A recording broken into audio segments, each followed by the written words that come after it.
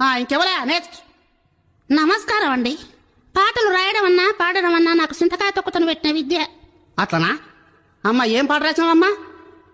ఇక ఇంపి అన్నా సారు. పచ్చగూర పాలకూర నేను వండిన పంది కూర తిందురారా మొండి మొగడా. పచ్చగూర పాలకూర నేను వండిన పంది కూర తిందురారా మొండి మొగడా. కాకుల కూర కప్పల పులుసు కాదల కోయి ఓ పెరిమిటి. పచ్చగూర పాలకూర నేను వండిన పంది కూర తిందురారా నొండి మొగడా. ఎట్లున్నాయి సారు చప్పట్టు కొట్టవైతివి? మీ ఇంట్లో వండుకునే కూరల పేర్లన్నీ ఎంతో ముద్దుగా రాసినావమ్మా. గిసోంటి పాటలు నేను వచ్చేంత వరకు చూడాలనుకున్నా. మంచిగా రాసినావమ్మా. ఇక ఆ పాటకు 25,000 ఇస్తా అంటివి కదా, ఇంకా పైసలు ఇస్తా నేను పోతాను. ఆ పోరగాళ్ళు ఎడతారు కావచ్చు, ఇంట్లో ఏం కూర లేకుండే. ఏంది పైసలా? ఏ పో అమ్మ పో, పైసలే గిసలే. కాకుల కూర కప్పల పులుసు గిసోంటి పాట రాతావమ్మా? ఎన్నాడు బా బయటినాడు.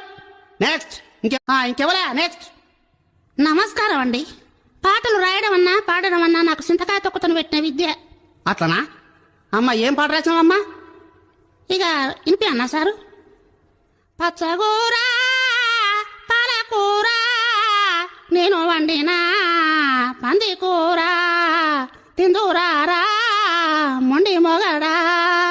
పచ్చగూర పాలకూర నేను వండిన పంది కూర తిందురారా మొండి మొగడా. కాకుల కూర కప్పల పులుసు కాదల కోయి ఓ పెరిమిటి. పచ్చగూర పాలకూర నేను వండిన పంది కూర తిందురారా నొండి మొగడా. ఎట్లున్నాయి సారు చప్పట్టు కొట్టవైతివి? మీ ఇంట్లో వండుకునే కూరల పేర్లన్నీ ఎంతో ముద్దుగా రాసినావమ్మా. గిసోంటి పాటలు నేను వచ్చేంత వరకు చూడాలనుకున్నా. మంచిగా రాసినావమ్మా. ఇక ఆ పాటకు 25,000 ఇస్తా అంటివి కదా, ఇంకా పైసలు ఇస్తా నేను పోతాను. ఆ పోరగాళ్ళు ఎడతారు కావచ్చు, ఇంట్లో ఏం కూర లేకుండే. ఏంది పైసలా? ఏ పో అమ్మ పో, పైసలే గిసలే. కాకుల కూర కప్పల పులుసు గిసోంటి పాట రాతావమ్మా? ఎన్నాడు బా బయటినాడు. నెక్స్ట్.